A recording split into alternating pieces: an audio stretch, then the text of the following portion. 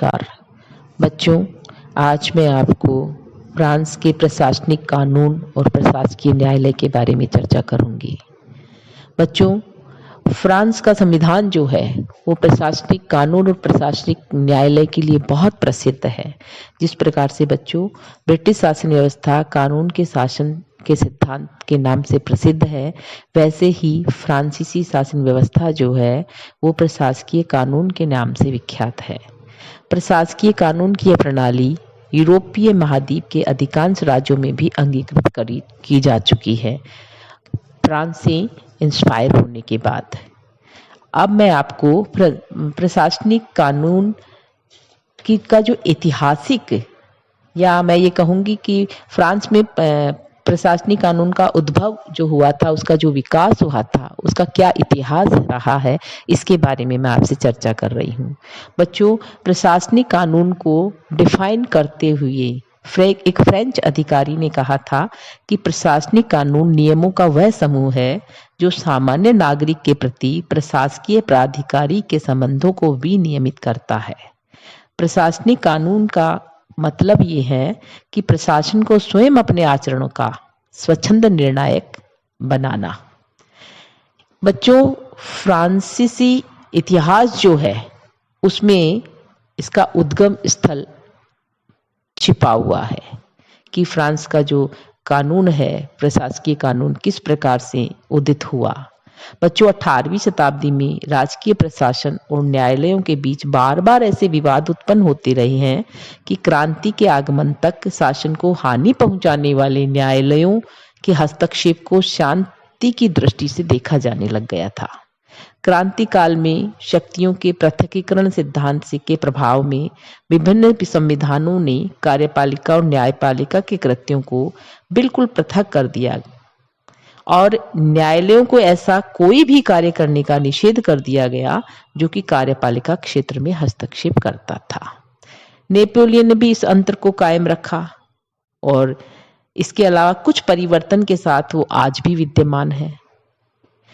इस प्रकार बच्चों, हम देखते हैं कि फ्रांस में न्यायालय के दो विभिन्न रूप उत्पन्न हो गए थे। पहला न्यायिक न्यायालय जो साधारण व्यक्तियों के लिए होता था, नागरिकों के लिए होता था, और दूसरा प्रशासनिक न्यायालय जो कि कर्मचारियों के लिए, सरकारी कर्मचारियों के लिए होता था। पहले प्रकार के न्यायालय के समक्ष आपराधिक मामले के सामने सार्वजनिक विधि के मामले अर्थात शासन और उसके मैं गलत बता गई हूँ। पहले प्रकार का जो न्यायालय था उसके समक्ष आपराधिक मामले तथा व्यक्तिक विधि के मामले अर्थात नागरिकों के आपसी मामले आते थे, और दूसरे प्रकार के न्यायालय के सामने सार्वजनिक विधि के मामले अर्थात शासन और उसके कर्मचारियों के बीच अथवा सामान्य नागरिक और सरकारी कर्मचारियों के बीच वाले मामले आते थे। बच्चों, 1872 में फ्रांस में एक स्वतंत्र विवाद न्यायालय स्थापित किया गया जो विवादजनक मामलों में यह निर्णय देता था कि अमुक मामला न्यायिक विभाग के क्षेत्राधिकार के अंतर्गत है अथवा प्रशासनिक विभाग के, ताकि न तो न्यायिक जो न्यायालय है जो नागरिकों के लिए बने हुए हैं, सामान्य व्यक्तियों के लिए बने हुए हैं, वो स्वयं अपनी सत्ता से प्रशासन का अतिक्रमण कर सके, और न ही प्रशासनिक न्यायालय जो है वो स्वयं अपनी सीमाओं का अतिक्रमण कर सके। यानी दोनों ही अपनी सीमाओं का अतिक्रमण नहीं करे, चाहे वो प्रशासनिक न्यायालय हो चाहे वो न्यायिक न्यायालय हो। निष्पक्षता को सुनिश्चित करने के लिए बच्चों इस विवाद न्यायालय में 9 सदस्य बनाए गए, जिनमें से 3 का चुनाव कोर्ट ऑफ कैसेशन द्वारा और 3 का काउंसिल ऑफ स्टेट द्वारा, और ये 6 मिलकर अन्य 2 को चुनते थे, और 9वां जो सदस्य होता था वो स्वयं न्याय मंत्री होता था तथा वही इसके अध्यक्ष का भी कार्य करता था, और यह संस्था आज भी विद्यमान है। यद्यपि संगठन में अंतर हो गया है। पंचम गणतंत्र के संविधान में से राज्य परिषद, द काउंसिल ऑफ स्टेट कहते हैं, जो फ्रांस का सर्वोच्च प्रशासकीय न्यायालय है। बच्चों, वास्तव में प्रशासकीय न्यायालय कानून की जो परंपरा है वो बहुत प्राचीन है। इस दोहरी न्याय व्यवस्था के 2 प्रमुख स्रोत रहे हैं।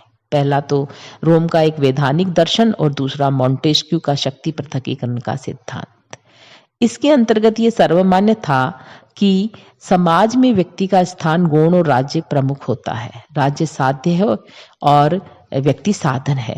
यानी रोम का जो वैधानिक दर्शन है उसमें व्यक्ति जो है वो साधन बन जाता है और राज्य साध्य बन जाता है। इसलिए राज कर्मचारियों को जनसाधारण से हमेशा पृथक ही रखा जाना चाहिए और इसके लिए आवश्यक भी है कि राजकीय कर्मचारियों के लिए विशेष प्रकार के न्यायालय हो। जहां तक मॉन्टेस्क्यू का प्रश्न है, उसने शासन के तीनों अंगों को अलग अलग रखने पर बल दिया था। फ्रांसीसी दार्शनिक के समाज प्रभाव में फ्रांसीसियों ने राजकीय कर्मचारियों के लिए अलग कानून बना दिए। जब हम इन कानूनों की बात करते हैं तो बच्चे हमें सीधा ये पता चल जाता है कि प्रशासनिक कानून के अधिकार क्षेत्र और कर्तव्यों के बारे में ये स्पष्ट हो जाता है कि जो प्रशासनिक कानून है ये राजकीय कर्मचारियों के स्वरूप को निर्धारित करेंगे, उनके उत्तरदायित्व, नियुक्तियां, वेतन, पदमुक्ति आदि समस्याओं का निराकरण करेंगे। इस व्यवस्था से जनसाधारण जो है वो राजकीय कर्मचारियों द्वारा शोषित नहीं किए जा सकते। यदि वे अपनी सीमा का अतिक्रमण करते हैं तो नागरिकों को अधिकार है कि वे उनके विरुद्ध अभियोग लगाकर प्रशासनिक कानून के अंतर्गत विशेष न्यायालयों से न्याय की मांग करके अपने अधिकारों को सुरक्षित कर सकते हैं या रक्षा कर सकते हैं। अब बच्चों में प्रशासनिक कानून का अर्थ आपको बताऊंगी कि प्रशासनिक कानून का क्या अर्थ है फ्रांस में। प्रशासनिक कानून के दो प्रकार के अर्थ लिए जा सकते हैं, पहला है व्यापक और दूसरा है संकुचित। व्यापक अर्थ का मतलब यह है कि व्यापक अर्थ जो है उसमें प्रशासनिक कानून का क्षेत्र बहुत ज्यादा विस्तृत है। इस अर्थ में शासन के सभी अंगों के प्रशासन से संबंध रखने वाला ये कानून है। प्रशासकीय कानून अपने व्यापक अर्थ में कानूनों का वह समूह है जिसका संबंध सार्वजनिक प्रशासन से होता है। अपने संकुचित अर्थ में प्रशासकीय कानून का संबंध प्रशासकीय अधिकारों द्वारा प्रयुक्त विवेक के कानूनी पहलुओं से होता है। लोक प्रशासन के अधिकारी अपने कर्तव्यों और उत्तरदायित्वों के निर्वहन में विकल्पों के बीच चुनाव करते हैं, जिसके संबंध में उन्हें अपने विवेक से काम करना पड़ता है। यही विवेकाधीन शक्ति और इसका प्रयोग है जिसका अधिकार प्रशासकीय अधिकारियों को कानून द्वारा प्राप्त होता रहता है। लेकिन उस विवेकाधीन शक्ति का प्रयोग मनमाने ढंग से नहीं किया जा सकता। उसके प्रयोग की भी सीमाएं होती है, उसका एक निर्धारित ढंग होता है। अतः बच्चों मैं ये कहूंगी कि प्रशासकीय कानून वह कानून है जो प्रशासकीय अधिकारियों द्वारा कर्तव्यों और उत्तरदायित्वों के निर्वहन में विवेक प्रयोग की सीमाओं का निर्धारण करता है और इसके लिए एक सुनिश्चित ढंग और तरीके की ओर निर्देश देता है। अब मैं बच्चों आपको इंग्लैंड के विधि के शासन से, क्योंकि कानून के संबंध में इंग्लैंड का जो डाइसी का विधि का शासन है वो बहुत प्रचलित है और फेमस भी है, प्रसिद्ध भी है, उससे मैं आपको फ्रांस के प्रशासकीय कानून की व्यवस्था की जो बात है उसकी मैं आपको अंतर बताऊंगी। बच्चों, इंग्लैंड और फ्रांस यूरोप के दोनों ही देश यूरोप के हैं। ये दो पृथक पृथक विधि और न्याय व्यवस्थाओं का प्रतिनिधित्व करते हैं। ब्रिटेन विधि के शासन के लिए जाना जाता है तो फ्रांस प्रशासकीय विधि और प्रशासनिक न्याय व्यवस्था के लिए जाना जाता है। बच्चों, विधि का शासन का मतलब आप सभी जानते हैं कि विधि सर्वोच्च है। इसमें कोई चाहे वो अमीर हो, गरीब हो, साधारण नागरिक हो, अधिकारी हो, सभी विधि के समक्ष समान माने जाते हैं। प्रोफेसर डाइसी ने तो कहा है कि प्रोफेसर डाइसी ने तो विधि शासन के 3 स्पष्ट अभिप्राय बताए हैं।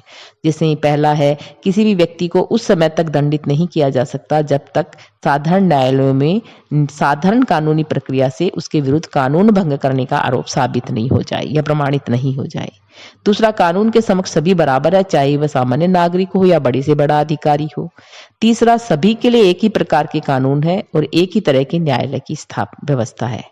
इस प्रकार ब्रिटिश शासन व्यवस्था के अंतर्गत साधारण व्यक्ति और सरकारी अधिकारी के कानून की दृष्टि में कोई भी भेद नहीं किया जाता और सभी के लिए एक ही प्रकार के कानून और न्याय की व्यवस्था है।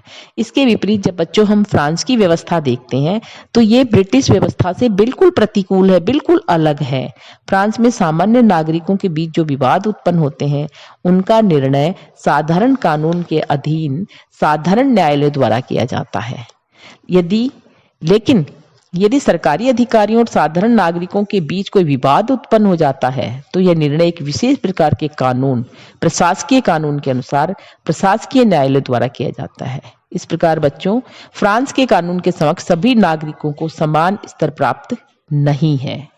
विधि के शासन और प्रशासकीय कानून और न्यायालय को एक दूसरे के प्रतिकूल बताया जाता है, किंतु वास्तव में इसका अंतर व्यवहारिक की अपेक्षा सैद्धांतिक अधिक है।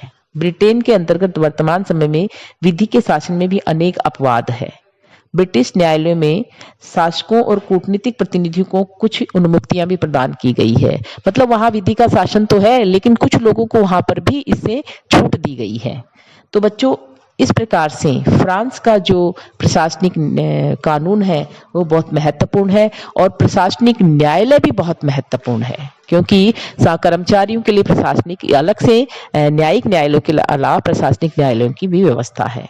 जब हम इनके मूल्यांकन की बात करते हैं तो बच्चों, हमने ये देखा कि प्रशासकीय कानून और प्रशासनिक न्यायालयों को दुर्भावनाओं की दृष्टि से देखा जाता रहा है। आलोचक जो है वो ये कहते रहे हैं कि प्रशासनिक कानून की व्यवस्था में सभी व्यक्तियों को कानून के समक्ष समान नहीं समझा जाता, इसे विधि के शासन का हनन होता है। डाइसी भी प्रशासनिक कानून की व्यवस्था के आलोचक रहे हैं। उनका कहना है कि जहां विधि का शासन इंग्लैंड निवासियों की स्वतंत्रता का रक्षक है, फ्रांस के संबंध में ऐसी स्थिति नहीं है।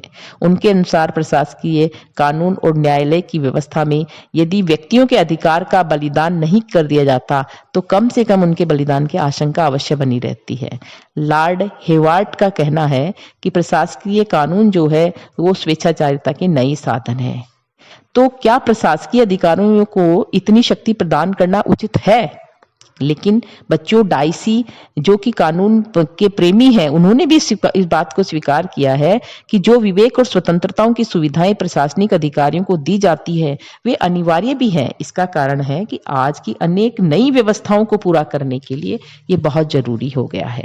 बच्चों, प्रशासनिक विवेक का नियंत्रण जो है, प्रशासनिक न्यायालय में प्रशासनिक जो अधिकारी है वो विवेक का प्रयोग करते हैं, तो ये जो प्रशासनिक विवेक है उस पर नियंत्रण होना बहुत जरूरी है और ये बहुत महत्वपूर्ण भी है।